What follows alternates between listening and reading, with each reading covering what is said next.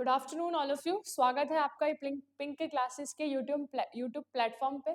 आज मैं आप सबके सामने लेके आई हूँ वही 100 क्वेश्चंस की सीरीज, जिसके अंदर अपन टॉप मोस्ट लीडिंग क्वेश्चंस पढ़ेंगे। मेनली आज जो क्वेश्चंस होने वाले हैं कम्युनिटी से रिलेटेड क्वेश्चंस होने वाले हैं, ठीक है।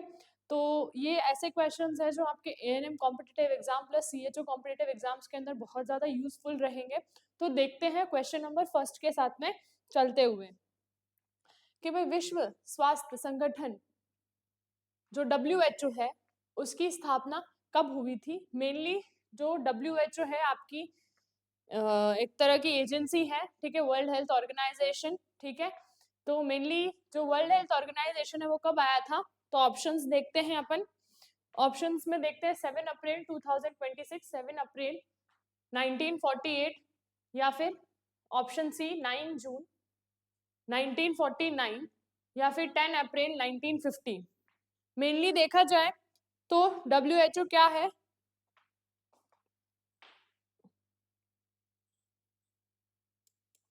मेनली देखते हैं जो WHO की स्थापना कब हुई थी। अपन ने ऑप्शन देखे 7 अप्रैल 2006, या फिर 7 अप्रैल 1948, या 9 जून 1949, या फिर 10 अप्रैल 1950। मेनली जो WHO की फुल फॉर्म पूछते हैं तो world health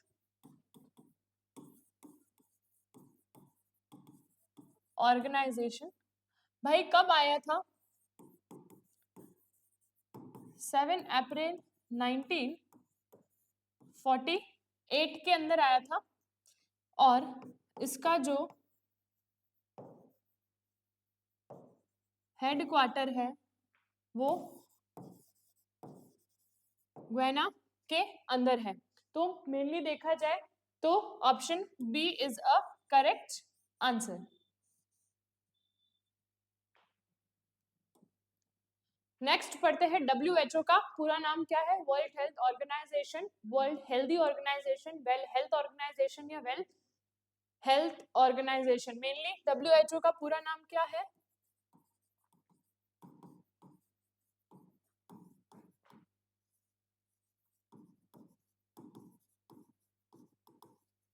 world health organisation. तो option A is a correct answer. Next पढ़ते हैं मनुष्यों में गुणसूत्र की संख्या कितनी होती है। गुणसूत्र रिलेटेड फ्रॉम क्रोमोसोम, ठीक है। अगर ये बात करो आप फीमेल और मेल के अंदर आप कैसे डिफर करोगे, ठीक है। तो आप फीमेल और मेल के अंदर डिफर करोगे भाई 44 plus XX and 44 plus XY, ठीक है। टोटल आपके कितने होते हैं 46, ठीक है। 46 क्रोमोसोम्स क्या प्रेजेंट होते हैं। तो option C is a correct answer. Next चलते हैं प्राथमिक स्वास्थ्य देखभाल मुख्यतः किस प्रकार की स्वास्थ्य सेवाओं से संबंधित है। फर्स्ट है रोकथाम,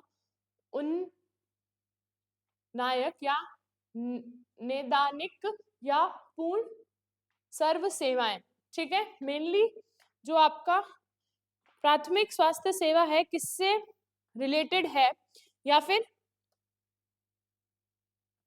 किससे संबंधित है, तो मेनली जो आपकी प्राइमरी हेल्थ है वो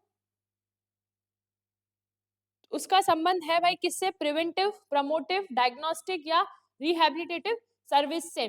मेनली जो प्राइमरी हेल्थ सेंटर है उसका जो मेनली संबंध है आपका प्रिवेंटिव मेजर, जिसको आप क्या कहते हैं, रोकथाम। तो option A is a correct answer.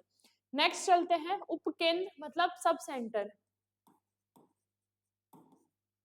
Sub centre मुख्यतः किस प्रकार की स्वास्थ्य सेवाओं के कार्यनम संबंध है, जैसे रोकथाम,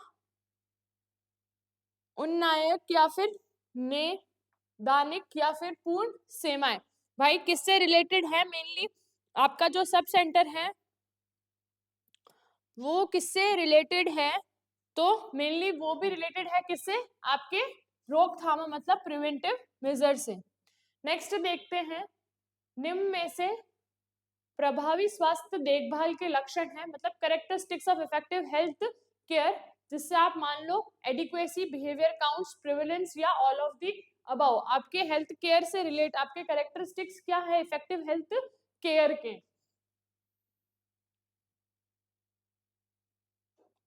इफेक्टिव हेल्थ केयर के मेनली उसके अंदर एडिक्वेसी भी होनी चाहिए, बिहेवियर काउंट्स भी होना चाहिए, प्लस आपका प्रिवेलेंस एक्ट भी होना चाहिए। तो option D is a correct answer. सब कुछ इसके अंदर प्रेजेंट होने चाहिए। निम्न में से प्राथमिक देखभाल के सिद्धांतों में शामिल है भाई, प्राथमिक देखभाल के सिद्धांतों में शामिल है भाई क्या, acquittal division, community participation, appropriate technology या ऑल ऑफ द अबव।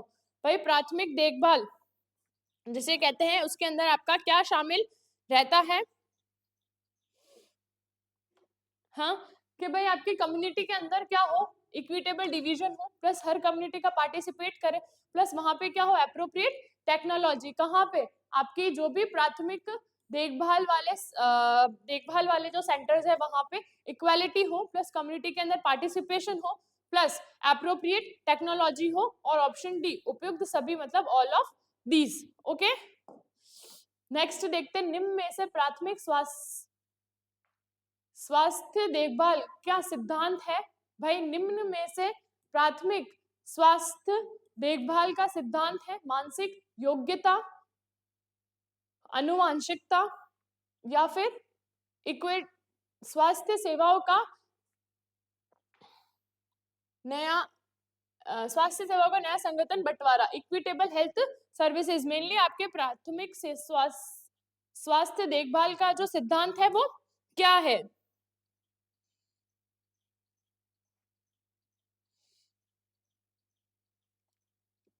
कि वहां पे आप जहां पे भी प्राथमिक स्वास्थ्य आपको जहां पे भी सर्विस मिल रही है वहां पे सब कुछ इक्वली ट्रीट हो, ठीक है, देन कम्युनिटी के पीपल वहां पे इन्वॉल्व हो और अच्छी टेक्नोलॉजी से हो। तो मेनली इसके अंदर क्या दे रखा है, स्वास्थ्य सेवाओं का अच्छी तरीके से बंटवारा हो। नेक्स्ट है निम्न में से स्वास्थ्य का निर्धारण तत्व है, मतलब डिटर्मिनेंट्स ऑफ हेल्थ है मानसिक योग्यता, आनुवांशिकता, स्वास्थ्य सेवाओं का नया संगठन बंटवारा, या फिर उपयुक्त में से कोई नहीं। मेनली जो हेल्थ ऑफ डिटर्मिनेंट्स है, मेनली जो हेल्थ ऑफ डिटर्मिनेंट्स है वो कौन कौन से हैं, तो देखा तो मानसिक योग्यता या आनुवांशिकता या फिर इक्विटेबल डिस्ट्रीब्यूशन या फिर उपयोग में से कोई नहीं। मेनली अपन मानते हैं आनुवांशिकता मतलब हेरिडिटी को, ऑप्शन बी। नेक्स्ट देखते हैं प्राथमिक स्वास्थ्य देखभाल में एएनएम की भूमिका में शामिल है। मेनली जो अपन देखते हैं कि जो भी प्राथमिक सेवाएं होती है अपन को मिलती है उसमें से एएनएम की जो भूमिका है वो क्या है, व्यक्ति परिवार तथा समाज के स्वास्थ्य का आलंकन या आपातकालीन तथा सामान्य चिकित्सा सुविधा उपलब्ध करवाना तथा आवश्यकता अनुसार रोगियों को विशेष के पास रेफर करना, या प्राथमिक स्वास्थ्य देखभाल की प्रगति पर नजर रखना, या सब। मेनली एएनएम का वर्क क्या होता है, कम्युनिटी में जाएगी, फील्ड वर्क करेगी, उसके अंदर सारे एडोलसेंट से लगाकर प्रेग्नेंट वुमेन या लैक्टेटिंग वुमेन तक उनकी सारी चीजें देखेगी, ठीक है। मेनली सब सेंटर पे और इन पे प्रेजेंट रहती है एएनएम, ठीक है। आपकी सारी चीजें जो होती है वो एएनएम ही देखती है, और ये सारी ऑप्शन ए बी एंड सी उपयुक्त में से सभी, मेनली एएनएम की जो भूमिका है उपयुक्त में से सभी है, जहाँ पे वो परिवार व समाज में स्वास्थ्य का आलंकन करती है, प्लस कुछ भी प्रॉब्लम आने पे वो जल्दी क्या करती है, चीजें को रेफर करेगी, देन जो भी देखभाल होती है उसके ऊपर क्या करेगी, वो नजर रखेगी। तो option D is a correct answer. Next देखते हैं निम्न में से गर्भ निरोधन का अस्थायी साधन मतलब टेम्पररी साधन है ट्यूबेक्टोमी, वेसेक्टोमी, कॉपर टी, या फिर आपका अपेंडिक्टोमी। मेनली आप स्प्लिट करो तो अपेंडिक्टोमी कुछ भी नहीं है, ट्यूबेक्टोमी वेसेक्टोमी क्या है, आपका परमानेंट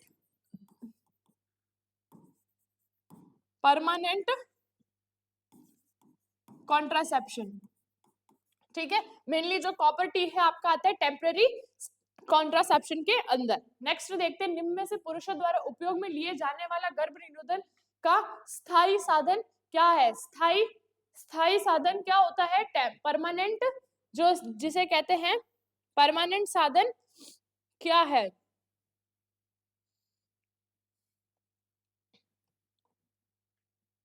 ठीक है। अस्थायी साधन क्या है, मतलब एकदम परमानेंट। ट्यूबेक्टोमी मेनली आपकी किसके अंदर होती है, फीमेल्स में, ठीक है। वेसेक्टोमी मेल में, मैंने आपको बताया जैसे ये क्या है, परमानेंट है, ठीक है, अपेंडिक्टोमी कोई भी कॉन्ट्रासेप्शन नहीं है, कॉपर टी आपकी टेम्परेरी के अंदर आती है, ठीक है। इसको IUCD इंट्रायूटेराइन कॉन्ट्रासेप्शन डिवाइस बोलते हैं। मेनली जो जो कॉन्ट्रासेप्शन आपके स्थायी है, स्थायी साधन है पुरुषों के लिए, उसको अपन क्या कहते हैं, vasectomy, option B. Okay, next चलते हैं, निम्न में से सर्वाधिक उपयोग में लेने जाने वाला गर्भ निरोधन का स्थायी साधन है कॉन्डम, मालायन, कॉपर टी या ट्यूबिक्टोमी। मेनली जो गर्भ निरोधन के लिए जो कॉन्ट्रासेप्शन का जो मेनली यूज किया जाता है, ऑप्शंस दे दिए हैं इधर कि भाई कॉन्डम है, मालायन है, कॉपर टी है या ट्यूबिक्टोमी है। मेनली देखा जाए तो जो स्थायी मतलब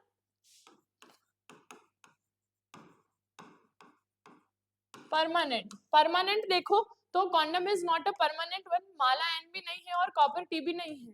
ट्यूबिक्टोमी क्या है, परमानेंट वन, तो option D is a correct answer. Next देखते हैं, निम्न में से गर्भ निरोधन का कौन सा साधन केवल पुरुषों द्वारा उपयोग में लिया जाता है। ऑप्शन ए कॉन्डम, मालायन, कॉपर टी या ट्यूबिक्टोमी। मेनली मालायन से लगाकर कॉपर टी तक सब फीमेल में यूज होता है। मालायन और ये क्या है, टेम्परेरी कॉन्ट्रासेप्शन है, ठीक है, और ये है अपना परमानेंट।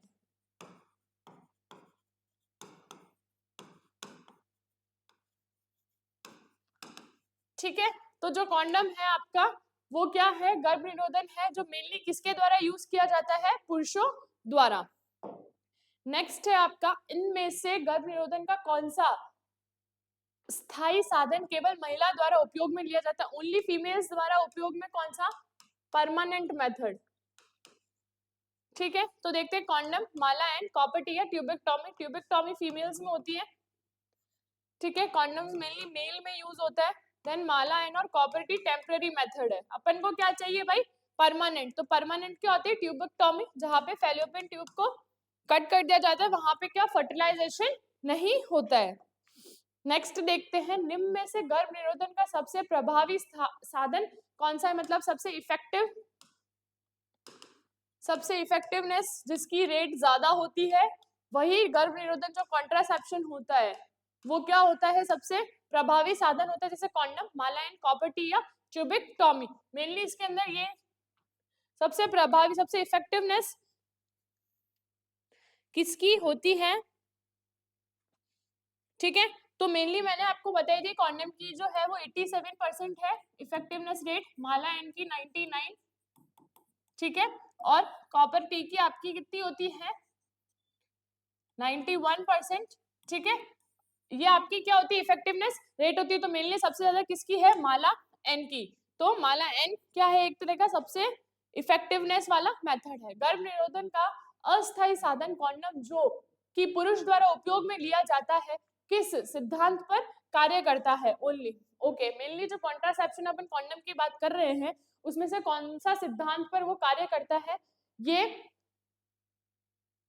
ओव्यूलेशन की प्रक्रिया को रोक देता है, ये नर के शुक्राणु को महिला के अंडाणु से मिलने से रोक देता है, ये निश्चित अंडे व गर्भाशय को आरोपित होने से रोक देते हैं, या ये वीर्य मतलब जो सीमन है, शुक्राणु की संख्या को कम कर देते हैं। मेनली क्या होता है कि ये एक तरह का बैरियर प्रोटेक्टिव मेथड है, जिससे आप क्या कर सकते हो कि जो स्पर्म, जो सीमन, जो मेनली मेल्स द्वारा मेल्स द्वारा जो ये यूज होता है, क्या, जो कॉन्डम मेनली क्या वर्क करता है, as a protective barrier work करता है, किसके बीच में भाई, जब इंटरकोर्स टाइम होता है तब मेनली जो मेल्स हैं वो ये यूज करते हैं, ताकि आपका जो स्पर्म है और जो फीमेल्स के अंदर जो अंडाणु है, मतलब जो ओवम है, वो मीटअप ना कर पाए, उनके बीच में क्या बैरियर बना देता है। तो mainly option B is a correct, ये नर के शुक्राणु को महिला के अंडाणु से मिलने से रोक देता है। नेक्स्ट देखते हैं, निम्न में से गर्भ निरोधन का साधन नहीं है, भाई क्या है, क्वेश्चन अच्छे से पढ़ो कि साधन नहीं है। ट्यूबेक्टोमी है भाई, वैसेक्टोमी भी है, कॉपर टी भी है, लेकिन अपेंडिक्टोमी किसके लिए वर्क करती है, आपकी अपेंडिक्स की,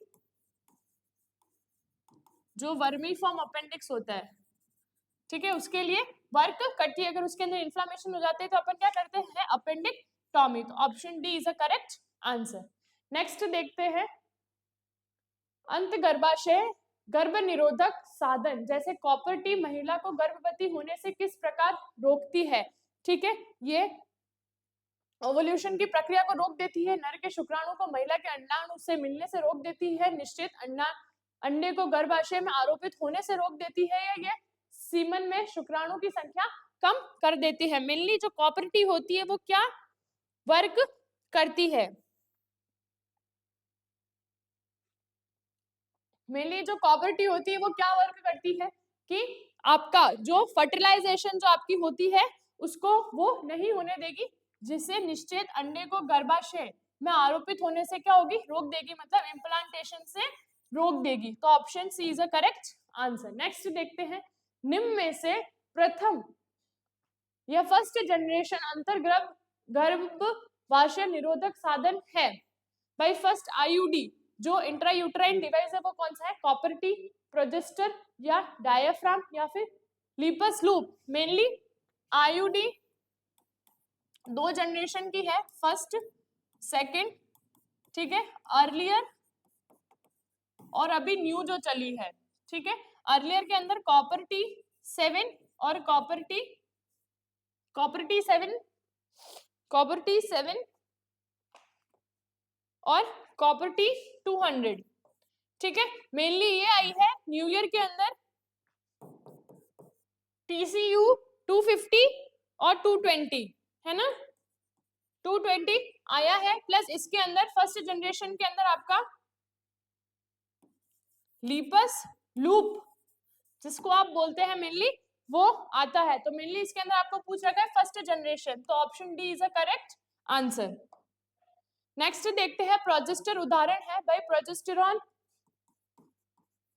प्रोजेस्टेरॉन देखा जाए तो क्या है? एक तरह का हार्मोनल पिल। तो ऑप्शन देखते हैं, हार्मोनल अंतर गर्भाशय साधन है, कॉपर युक्त अंतर्गत गर्भाशय साधन है, या पैरायुक्त अंतर गर्भाशय साधन है, या स्थायी गर्भ निरोधक अंतर गर्भाशय साधन है। मेनली जो प्रोजेस्टेरॉन का किससे उदाहरण?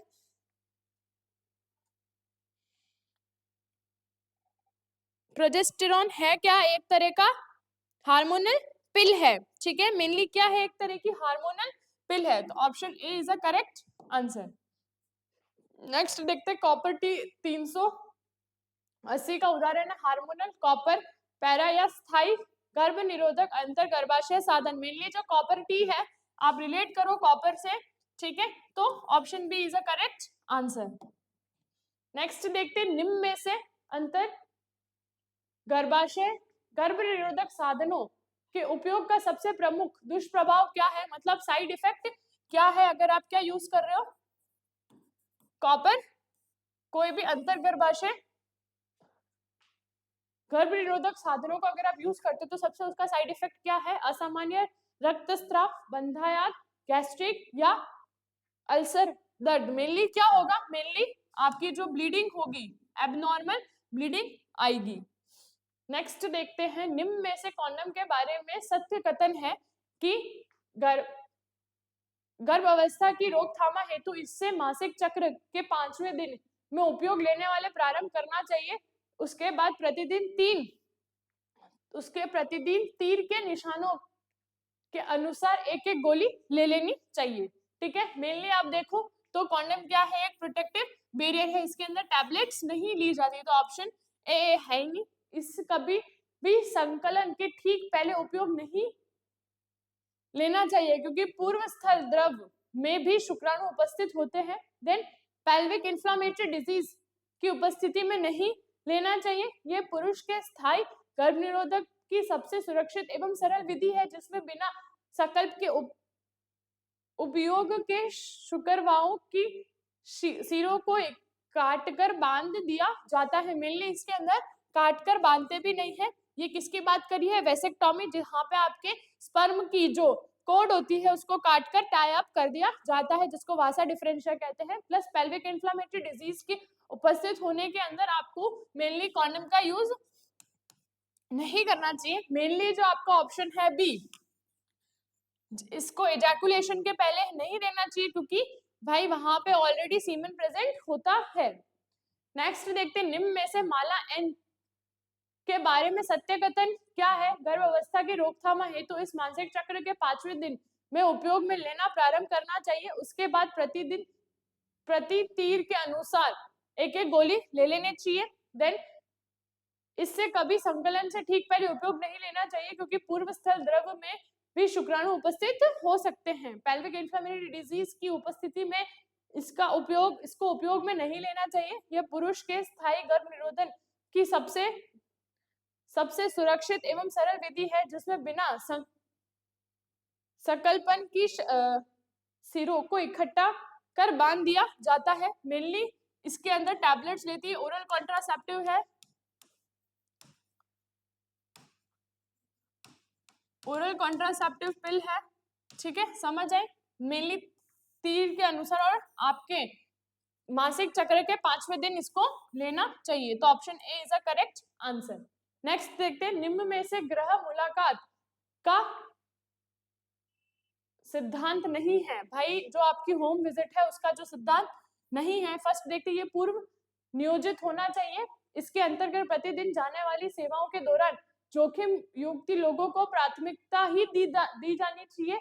इसमें लचीलापन नहीं होना चाहिए।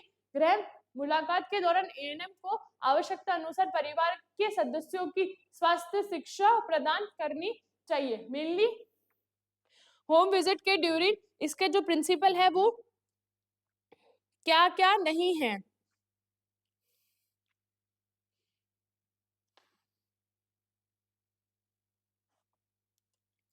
भाई मेनली ये सारी चीजें क्या होती है जब आप होम विजिट के लिए जाते हो, है ना। होम विजिट के लिए आप जाते हो, option C is a correct answer की ये चीज नहीं होनी चाहिए, इसमें लचीलापन नहीं होना चाहिए। गृह मुलाकात के दौरान एएनएम को निम्न श्रेणी में से किसको प्राथमिकता देनी चाहिए। ऐसी महिला जो प्रसव प्रक्रिया में हो या फिर ऐसे नवजात जिनमें जन्मजात विकृति मौजूद हो या ऐसी महिला जो गर्भ अवस्था या प्रसुप्त अवस्था में हो या उपयुक्त में सभी। मेनली उपयुक्त में सभी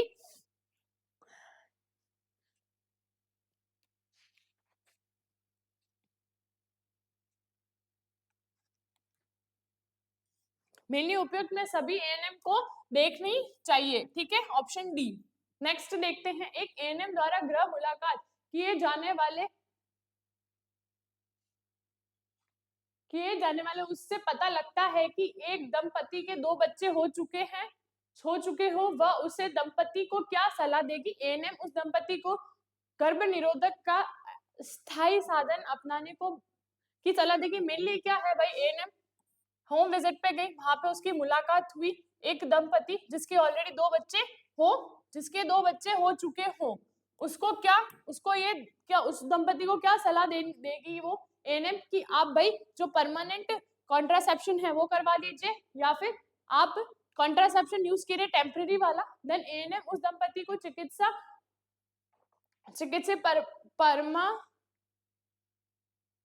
परम अनुसार नियमित रूप से एंटी रेट्रो थेरेपी लेने को बोलेगी या फिर एएनएम उस दंपति को चिकित परम अनुसार नियमित रूप से डॉट्स थेरेपी लेने के लिए बोलेगी। मिलनी डॉट्स थेरेपी अपन देते हैं किसमें भाई, टीबी के अंदर, और एंटी रेट्रोवायरल देते हैं अपन किसके अंदर, एचआईवी एड्स में।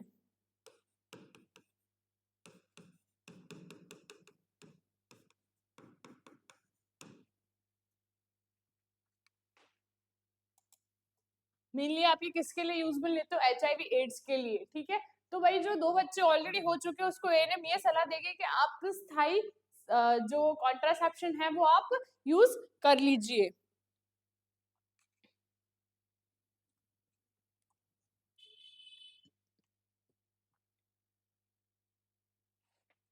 ओके, तो option A is a correct answer.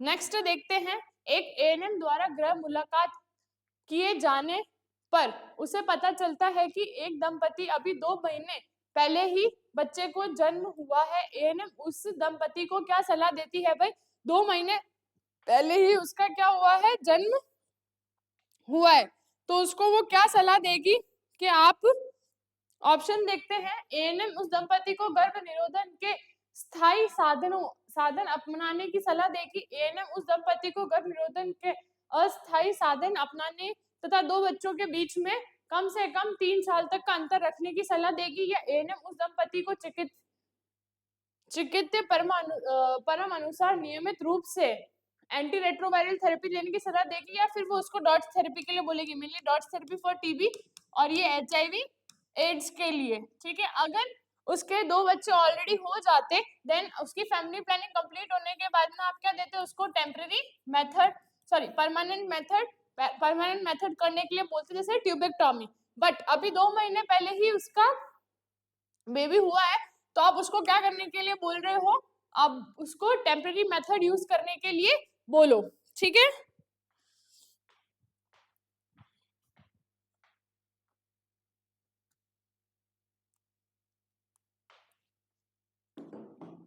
Next देखते हैं,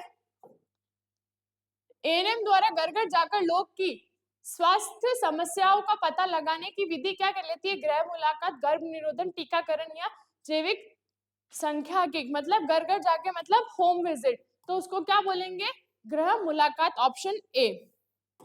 नेक्स्ट देखते हैं, निम्न में से सत्य कथन है, समुदाय के लोगों में हमें भी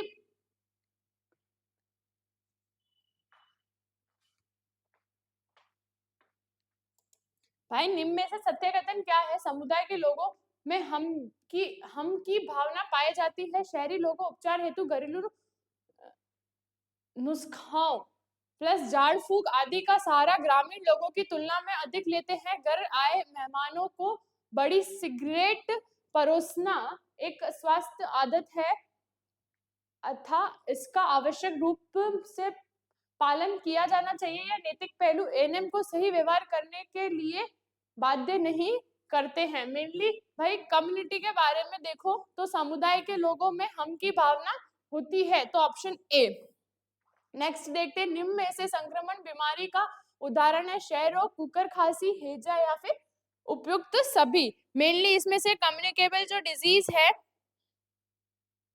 वो क्या है, तो भाई जो क्षय रोग है माइकोबैक्टीरियम ट्यूबरक्लोसिस,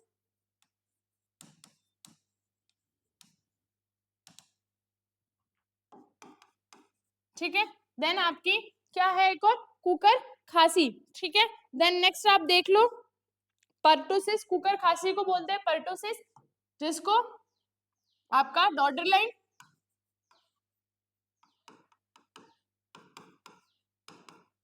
पर्टोसिस, हेजा मतलब विब्रो, कॉलेरा या फिर उपयुक्त सभी, ये सारी माइक्रोसोम से होने वाली बीमारियां हैं, तो option D is a correct answer. Next देखते हैं, मलेरिया रोगियों का पता लगाने हेतु की जाने वाली सक्रिय निगरानी से क्या तात्पर्य है, कि भाई इसके अंतर्गत पुरुष स्वास्थ्य कार्यकर्ताओं घर घर जाकर मलेरिया रोगी का पता करते हैं, या इनके अंतर्गत स्वास्थ्य केंद्र तथा अस्पतालों में जाने वाले बुखार के रोगियों रक्त के नमूने लेकर मलेरिया की मौजूदगी का पता लगाते हैं, या फिर इसके अंतर्गत एक्सरे परीक्षण द्वारा मलेरिया की उपस्थिति का पता लगाया जाता है, या इसके अंतर्गत बलगम परीक्षण द्वारा मलेरिया की रोगियों को पहचान, मतलब बलगम के द्वारा तो आप टीबी की कर सकते हो, ठीक है, मलेरिया नहीं होता है, तो ऑप्शन ये नहीं है। प्लस आप एक्सरे करके भी नहीं पता लगा सकते हो, ठीक है। देन आप इसके अंतर्गत केंद्र तथा अस्पतालों में आने वाले बुखारों के रोगियों के रक्त के नमूने लेकर मलेरिया की मौजूदगी का पता लगा सकते हो, या इसके अंतर्गत पुरुष स्वास्थ्य कार्यकर्ता घर घर जाके मलेरिया रोगों का पता लगा सकता है। तो भाई इसके अंदर पूछ रखा है, मलेरिया रोगियों का पता लगाने हेतु की जाने वाली सक्रिय निगरानी से क्या तात्पर्य है मेनली आपका, तो ऑप्शन भाई डी एंड सी तो हो ही नहीं सकता है, ठीक है। तो ऑप्शन क्या होगा आपका, ऑप्शन ए कि आप क्या कर सकते हो, घर घर जाके पता लगा सकते हो, ठीक है।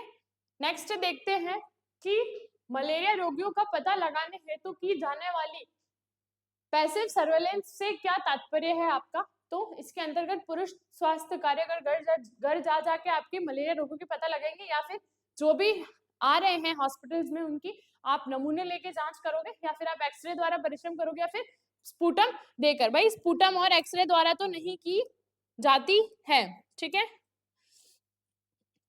वो क्या थी आपकी एक्टिव सर्वेलेंस, ये है आपकी पैसिव सर्वेलेंस के अंदर आप क्या करोगे भाई, आप क्या करोगे, जो भी आपके हॉस्पिटल्स वगैरह में आ रहे हैं उनके रक्त ब्लड सैंपल्स लेके आप उनके बारे में पता लगाओगे कि इनको भाई मलेरिया है कि नहीं है। निम्न में से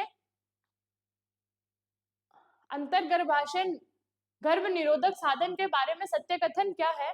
गर्भ अवस्था की रोकथाम हेतु इससे मानसिक चक्र के 5वें दिन उपयोग में लेना प्रारंभ करना चाहिए। उसके बाद प्रतिदिन आपको इसके अंदर बात कर रहे हैं सीडी के बारे में, ठीक है, इंट्रासेप्शनल कंट्रोल डिवाइस के बारे में आपकी ये बात हो रही है, ठीक है। देन है इससे कभी संकलन के ठीक पहले, मतलब इजैकुलेशन से ठीक पहले यूज नहीं करना चाहिए। पेल्विक इन्फ्लेमेटरी डिजीज की उपस्थिति में इससे उपयोग में नहीं लेना चाहिए। प्लस ये पुरुष के स्थायी गर्भ निरोधन की सबसे सुरक्षित एवं सरल विधि है जिसमें बिना स्कैल्प के उपयोग शुक्रवाह के सिरों को काटकर बांध दिया जाता है। मेनली ये आयु इंट्रायूटेराइन कॉन्ट्रासेप्शन डिवाइस के बारे में बात हो रही है।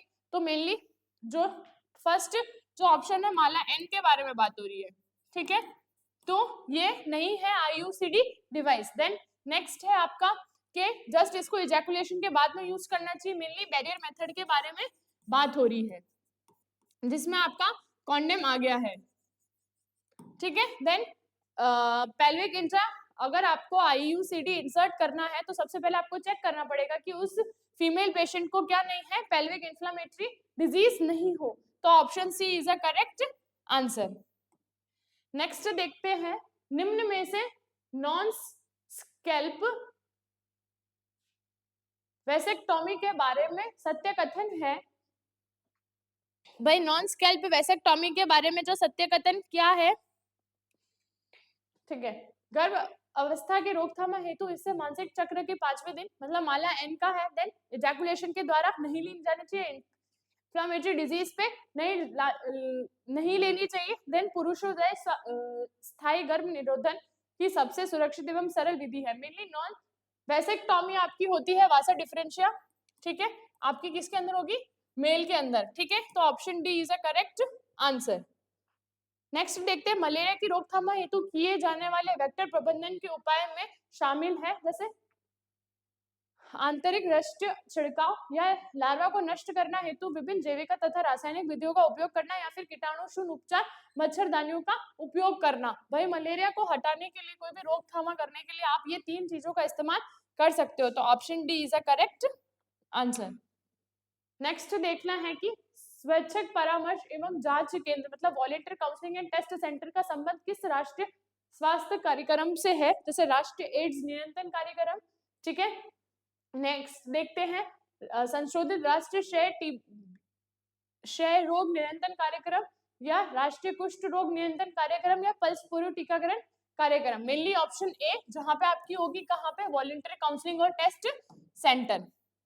नेक्स्ट देखते हैं घर घर जाकर दवा पिलाना, ये गतिविधि किस राष्ट्रीय स्वास्थ्य कार्यक्रम के अंतर्गत संपादित होती है। राष्ट्रीय एड्स, भाई एड्स के अंदर कोई दवाई नहीं पिलाई जाती है। राष्ट्रीय से टीबी के अंदर भी नहीं पिलाई जाती, कुष्ठ रोग मतलब लेप्रोसी के अंदर भी नहीं। ये जो प्रोग्राम बना था लेप्रोसी सॉरी पल्स पोलियो में, जिसके अंदर आप 2 बूंद 2 ड्रॉप्स देते हो ओरल, भाई 2 बूंद जिंदगी की, ये भी चला था। तो मेनली ये किसके लिए यूज होता है, पल्स पोलियो के लिए।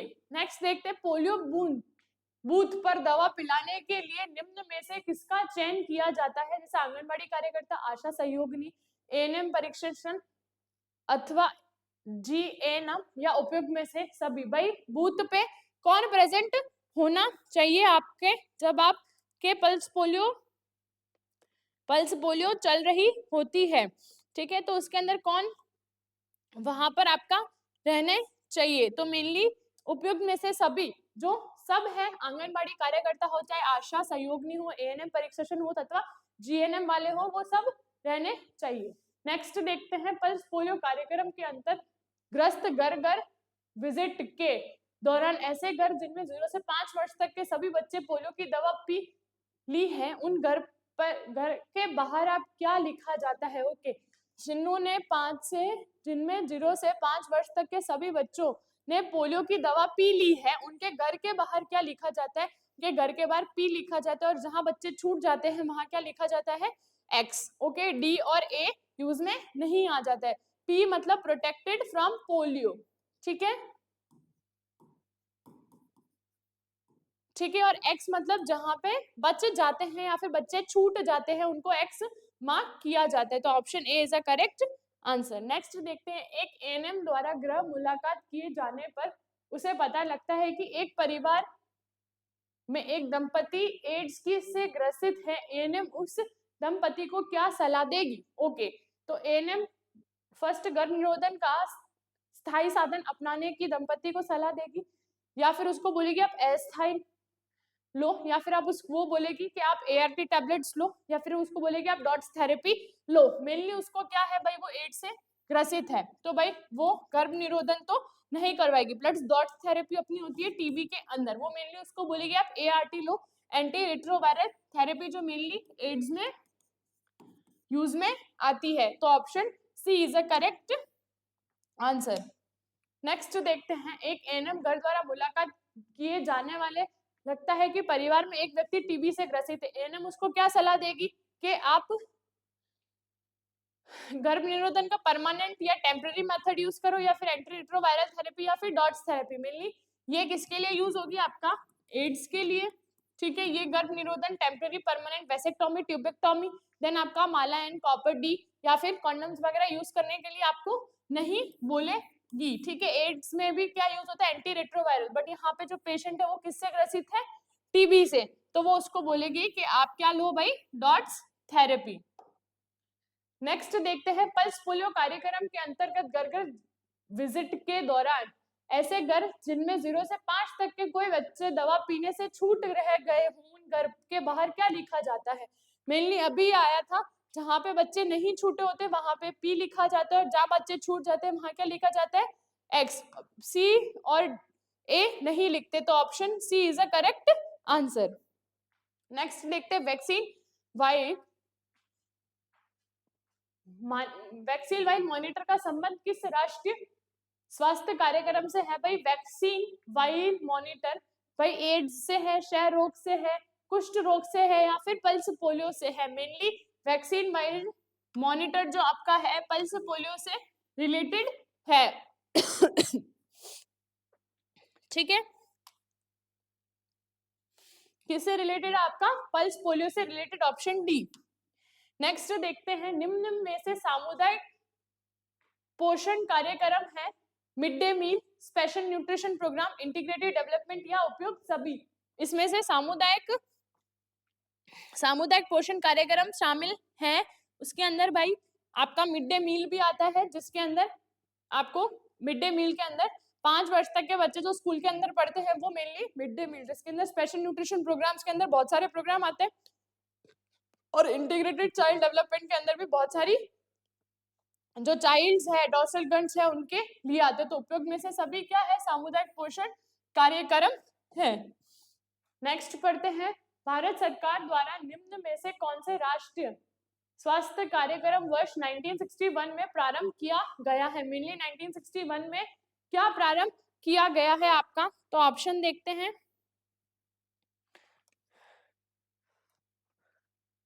ऑप्शन है अपने mid day meal, then special nutrition programme, ICDS, या फिर उपयुक्त में से सभी। मेनली मिड डे मील आपका कब हुआ था? 1961 में, और ये हुआ था 1975 में, ठीक है, ICDS। नेक्स्ट देखते हैं, भारत सरकार द्वारा निम्न में से कौन सा 1975 में हुआ था? तो ICDS, ऑप्शन सी।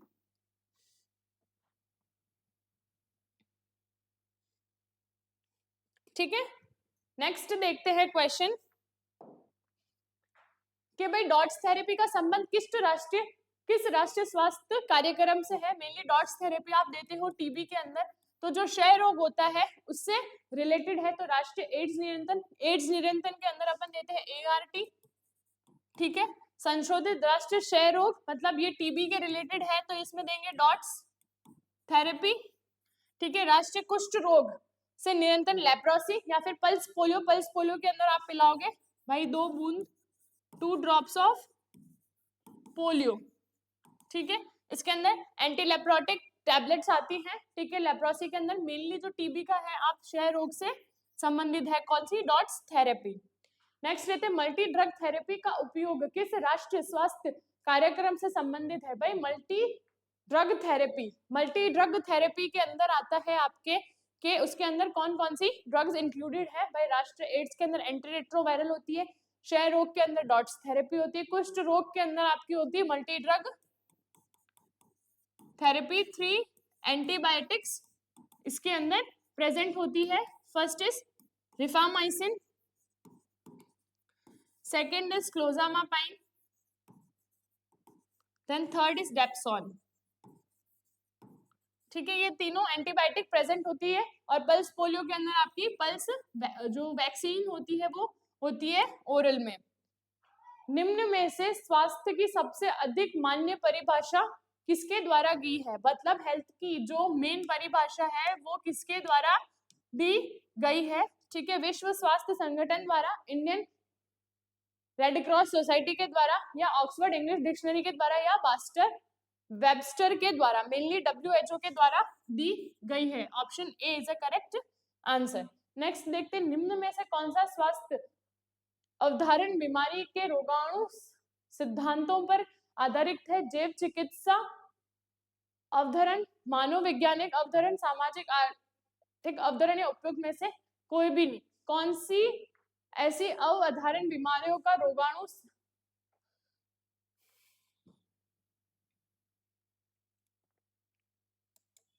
ठीक है, तो इसके अंदर मेनली अपन देखते हैं क्या, ऑप्शन ए जीव चिकित्सा अवधारणा में। ठीक है, मेनली देखते हैं मानसिक रूप के स्वरूप व्यक्ति में विशेषताओं में शामिल है एडजस्टेबिलिटी या स्टेबिलिटी या इमोशनलिटी, सेल्फ कॉन्फिडेंस या उपयुक्त सभी।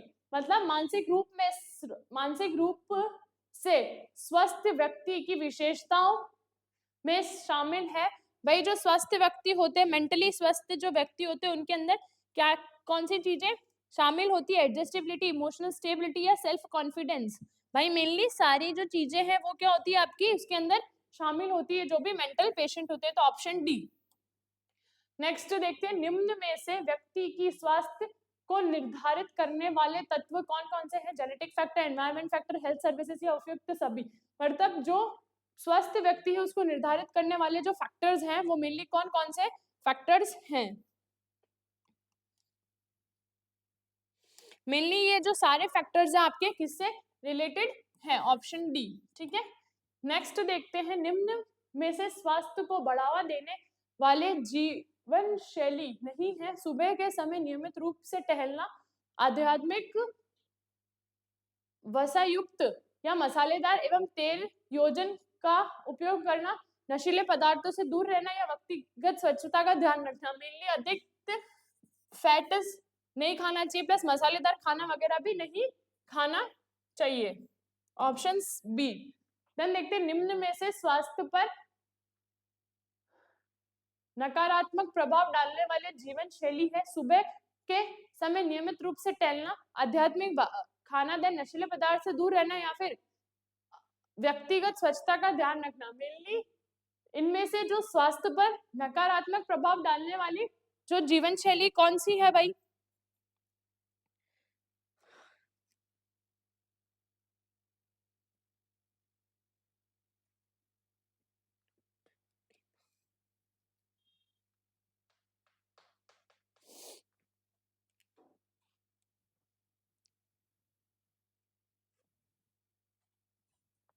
Option B. ठीक है, ऑप्शन बी क्या है कि भाई आप कोई फैट वाला खाना मत खाओ या मसालेदार वाला खाना मत खाओ। निम्न में से प्रभावी स्वास्थ्य देखभाल के लक्षण है भाई रिविलेंस, एडिक्वेसी, कॉम्प्रिहेंसिव या उपयुक्त सभी। मेनली इसके अंदर क्या आएंगे आपके,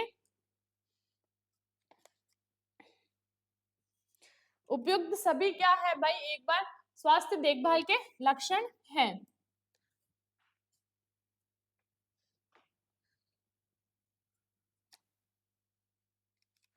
भाई प्रथम स्वास्थ्य देखभाल की घटक शामिल है उपयुक्त पोषण को प्रोत्साहन देना, मातृ एवं शिशु स्वास्थ्य देखभाल, टीकाकरण या उपयुक्त सभी। मेनली उपयुक्त सभी क्या है? देखभाल स्वास्थ्य की घटकों में शामिल है।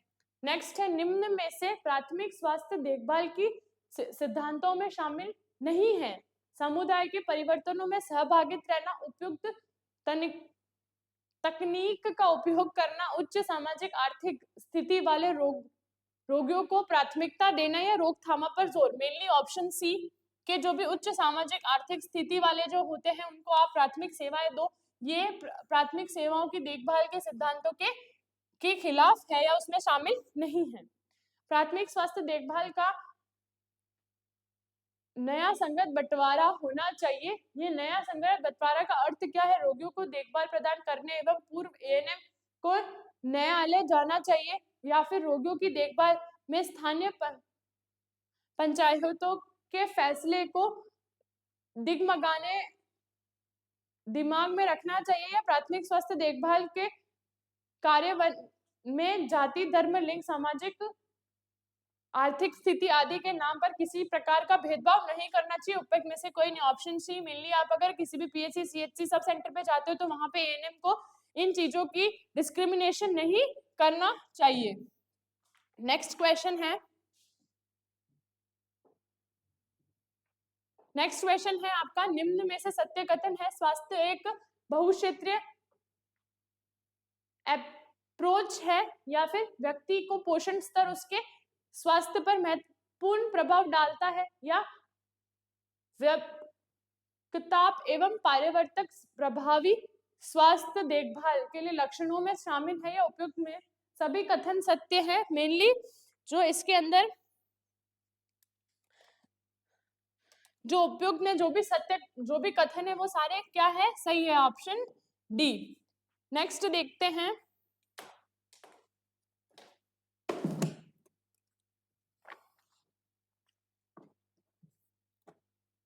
निम्न में से विटामिन ए की कमी होने वाले बीमारी है नाइट ब्लाइंडनेस या corneal xerosis, rickets, osteomalacia, scurvy या फिर बेरी पेलेग्रा या फिर एनीमिया। मेनली ये विटामिन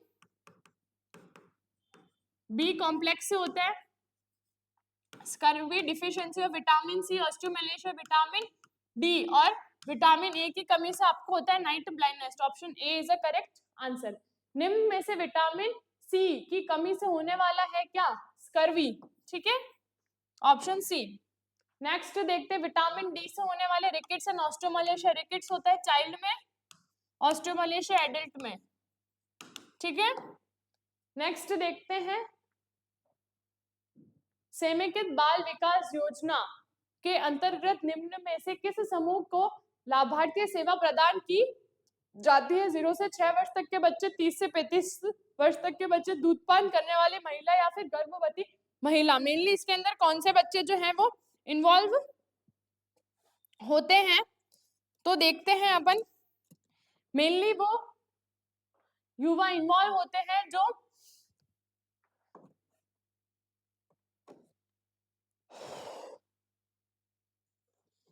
कौन इन्वॉल्व होता है? मेनली 30 से 35 वर्ष तक के युवा। नेक्स्ट देखते हैं समेकित बाल विकास योजना के अंतर्गत प्रदान की जाने वाली सेवाओं में शामिल है स्कूल पूर्व शिक्षण, प्री स्कूल वाले बच्चे, या फिर पूर्ण आहार, न्यूट्रिशन सप्लीमेंट या फिटनेस व विद्युत टीकाकरण, गर्भवती महिलाओं में उपयुक्त में से सभी। मेनली कौन कौन से इसके अंदर इन्वॉल्व होते हैं? तो उपयुक्त में से जो सभी है मेनली इसके अंदर क्या है? इन्वॉल्व है। नेक्स्ट देखते हैं सेवाओं के क्रिया वहन मुख्य रूप से किस द्वारा होएगी? आंगनबाड़ी कार्यकर्ताओं द्वारा, प्राथमिक सेवा या जिला अस्पतालों द्वारा, या गांव के चौपालों द्वारा। मेनली किसके द्वारा हुई गई है? भाई मेनली आंगनबाड़ी केंद्रों के द्वारा आपकी जो समेकित बाल विकास है वो हुआ गया है। नेक्स्ट देखते हैं निम्न में से कौन सा आंगनबाड़ी केंद्र पर नियुक्त नहीं है आंगनबाड़ी कार्यकर्ता, आशा सहयोगी, सहायक या एएनएम। मेनली कौन जो है, कौन ऐसा आंगनबाड़ी केंद्रों पे जो नियुक्त नहीं होता है?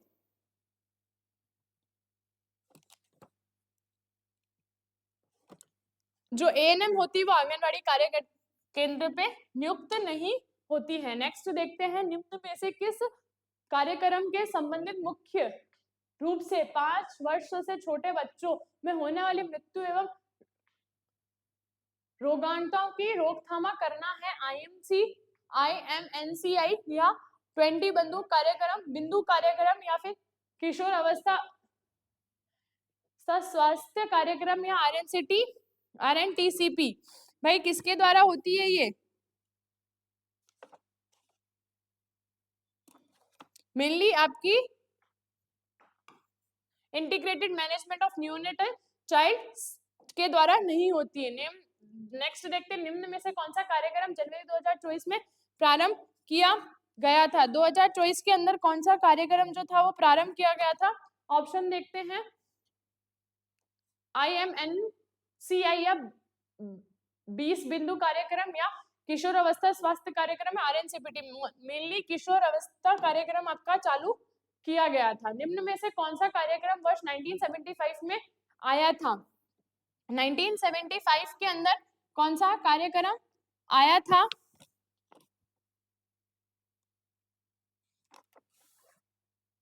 भाई 20 बिंदु कार्यक्रम किशोर अवस्था स्वास्थ्य कार्यक्रम RNCPT में बी 20 बिंदु कार्यक्रम आपका आया था। नेक्स्ट देखते हैं, RNCPT का संबंध किससे? क्षय रोग के नियंत्रण से, कुष्ठ रोग से या गर्भवती महिला, नर्सिंग महिला तथा 3 से 6 वर्ष तक के बच्चों को पूरक आहार देने के लिए कॉन्डम का उपयोग को बढ़ावा करने के लिए।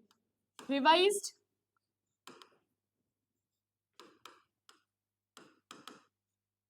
नेशनल ट्यूबरक्लोसिस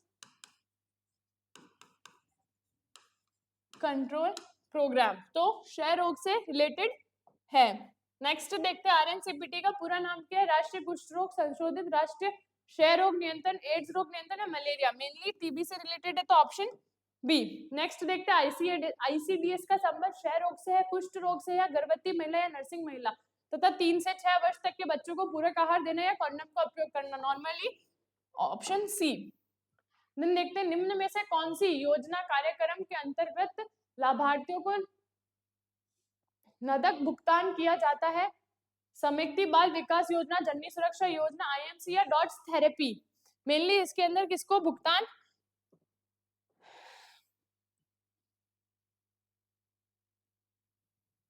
योजना कार्यक्रम के अंतर्गत लाभार्थी को नकद भुगतान किया जाता है। भाई देखते हैं इसके अंदर मेनली आपको समितिक बाल विकास योजना या फिर जननी सुरक्षा योजना है, IMNC या फिर डॉट्स थेरेपी। मेनली जननी सुरक्षा योजना, ऑप्शन बी। नेक्स्ट देखते हैं, निम्न में से आशा के कार्यों में शामिल नहीं है टीकाकरण में सहित स्वास्थ्य शिक्षा संबंधित ANM द्वारा संपादित की जाने वाली गतिविधियों को सुपरवाइज करने, व्यक्तिगत एवं पारिवारिक स्वच्छता को बढ़ावा देना। मेनली जो आपकी आशा है वो आपकी क्या जो कार्य है वो नहीं करती है, इनमें से मेनली क्या नहीं करती है? वो संबंधित ANM द्वारा संपादित की जाने वाली गतिविधियों का सुपरविजन, ऑप्शन सी। नेक्स्ट है, आशा के संबंधित में सही कथन है? आशा योजना की शुरुआत NRHM से अंतर्गत हुई थी। प्राय 5000 की जनसंख्या पर एक आशा नियुक्त होती है। आशा के रूप में प्राय उसी गांव की होनी महिला चयन किया जा सकता है उपयुक्त में से सभी।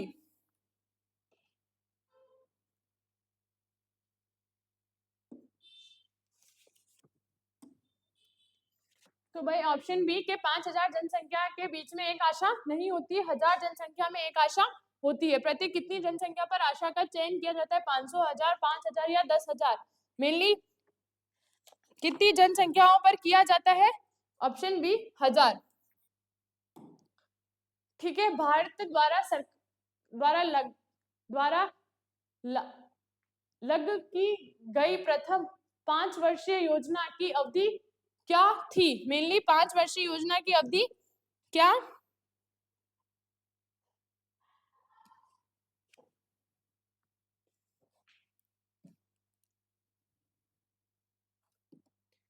1951 to 1956 या 1956 to 1961, 1953 to 1958 या 1961 to 1966। ऑप्शन ए 1951 से 1956। नेक्स्ट देखते हैं, भारत सरकार द्वारा लगा की गई द्वितीय जो 5 वर्षीय योजना है वो कब चालू हुई थी? पहले प्रथम वर्षीय देखी थी, अब 5 वर्षीय योजना कब चालू हुई थी? 1956 टू 1961। देन जननी सुरक्षा योजना प्रारंभ करने के पीछे मुख्य उद्देश्य क्या है? एचआईवी संक्रमण से प्रभावित तरीके से रोकथाम या संदिग्ध प्रवेश जो डिलीवरी को बढ़ावा देना, मच्छर को प्रभावित करना, किशोरों की कुपोषण की रोकथाम। मेनली जननी सुरक्षा योजना किसके लिए किया गया था आपके कि भाई जो डिलीवरी है, जो संस्थानगत प्रसव डिलीवरी करवाना। निम्न में से आंगनबाड़ी कार्यकर्ता द्वारा संपादित की जाने वाली गतिविधियों में शामिल नहीं है? टीकाकरण में सहायक, स्वास्थ्य शिक्षा, या फिर एएनएम को देखना, या फिर जो भी व्यक्तिगत परिवहन जो उसकी स्वच्छता को मेनली बढ़ावा देना।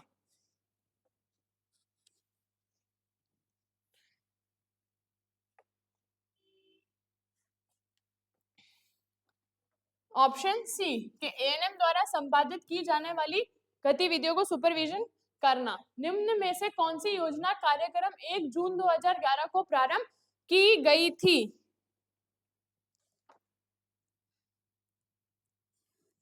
ऑप्शन ए देखो, जननी सुरक्षा योजना कार्यक्रम, वंदे मातरम योजना, राष्ट्रीय ग्रामीण स्वास्थ्य मिशन या राष्ट्रीय शहरी स्वास्थ्य मिशन। Option A. नेक्स्ट देखते हैं, निम्न में से कौन सी योजना कार्यक्रम फरवरी 2004 को प्रारंभ की गई थी? जननी सुरक्षा कार्यक्रम, वंदे मातरम योजना, या फिर राष्ट्रीय ग्रामीण स्वास्थ्य मिशन या राष्ट्रीय शहरी मिशन। मेनली किसको किया गया था आपके 9 फरवरी 2004 के अंदर?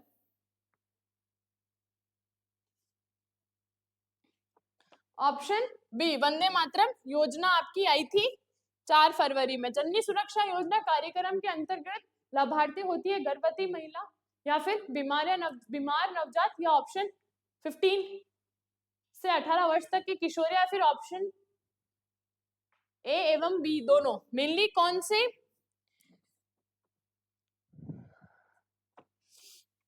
कौन होती है? मेनली गर्भवती महिला और बीमार नवजात। ठीक है, नेक्स्ट देखते हैं, आपातकालीन एम्बुलेंस सेवा के लिए कितने नंबर पर डायल करना चाहिए? 2108 पे। निम्न में से उप स्वास्थ्य केंद्र के कार्य में शामिल नहीं है मातृ एवं शिशु स्वास्थ्य सेवा, कुपोषण की रोकथाम, रेफरल सेवा, या फिर गर्भवती महिला का सोनोग्राफी। मेनली क्या शामिल नहीं है वहां पे? भाई जो सोनोग्राफी है वो चीज शामिल नहीं है वहां पे, ये आपकी होती है सीएचसी पे मेनली। ठीक है, नेक्स्ट पे देखते, ग्राम स्तर पर पंचायती राज प्रणाली की संस्था होती है ग्राम पंचायत, पंचायत समिति, जिला परिषद, प्रसिद्ध, या फिर कैपिटल ऑफ स्टेट। मेनली ग्राम स्तर पर पंचायत राज्य प्रणाली की संस्था भाई क्या होती है? जो आपकी ग्राम पंचायत होती है वो खुद। Option A. नेक्स्ट देखते हैं, जिला स्तर पर पंचायत राज्य प्रणाली की स्थान होती है भाई कौन सी? जिला स्तर पे। पहले अपन ने देखा था ग्राम स्तर पे, अपन देख रहे हैं जिला स्तर पे। जिला स्तर पे कौन सी होती है आपकी? जिला परिषद मेनली होती है। और अगर अपन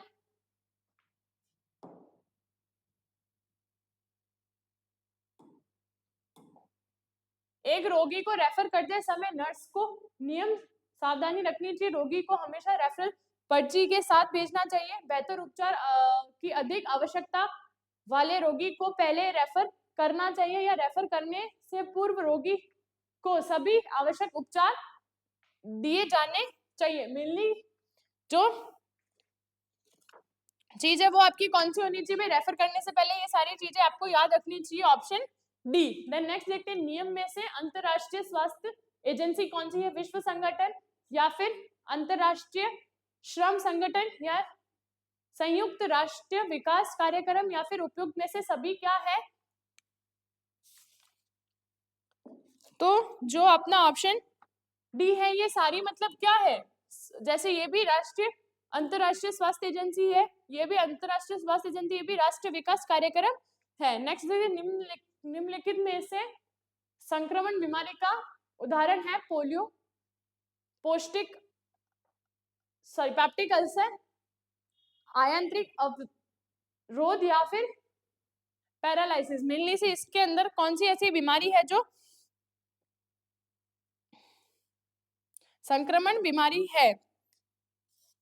ऑप्शन ए जो पोलियो है वो क्या है, एक तरह की संक्रमण बीमारी।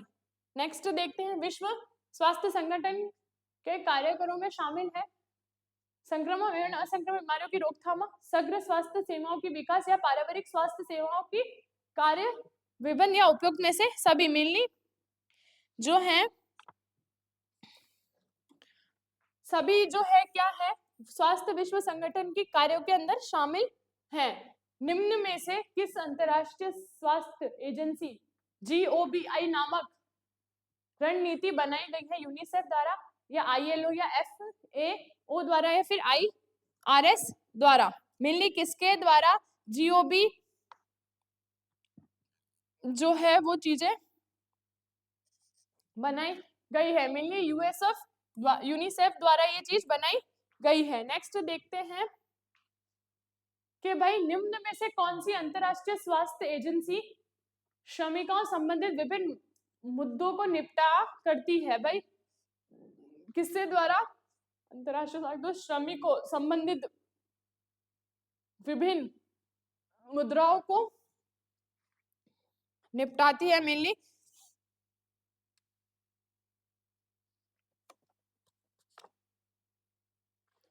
तो कौन कौन सी एजेंसी? यूनिसेफ, ILO अंतरराष्ट्रीय श्रम संगठन या फिर खाद्य एवं कृषि संगठन या फिर इंडियन रिकॉर्ड्स सोसाइटी। मेनली आपकी जो अंतरराष्ट्रीय श्रम संगठन है वो आपकी मुद्राओं की चीजें देखती है। निम्न में से कौन सी अंतरराष्ट्रीय सेवा एजेंसी है मुख्य रूप से विकासशाली देशों में बच्चों को देखभाल? मिली यूनिसेफ है, ILO है, फिर खाद्य कृषि संगठन है या फिर IRS Indian records red cross society. Mainly आपकी जो यूनिसेफ है बच्चों के लिए mainly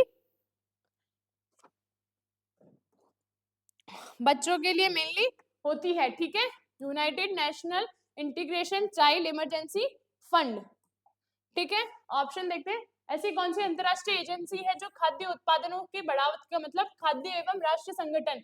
option C.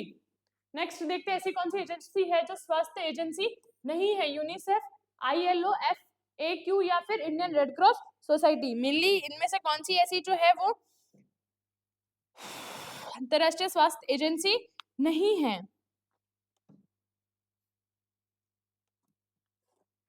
Option D, Indian red cross society. Next देखो, निम्न में से कौन सी राष्ट्रीय स्वास्थ्य एजेंसी है? भाई राष्ट्रीय स्वास्थ्य एजेंसी कौन सी है इसमें से? Option number D, Indian red cross society, ठीक है। तो आज जो अपने MCQs की क्लास है पूरी कंप्लीट होती है। इसके साथ अपन ने कम्युनिटी हेल्थ नर्सिंग के बहुत सारे क्वेश्चंस थे जो आज अपन ने कैरी किए। मिलनी सोसाइटी से लगाकर अपन ने नेशनल प्रोग्राम से रिलेटेड और सेंटर PHC और CHC से रिलेटेड सारे क्वेश्चन आज अपन ने सॉल्व किए। Thank you so much.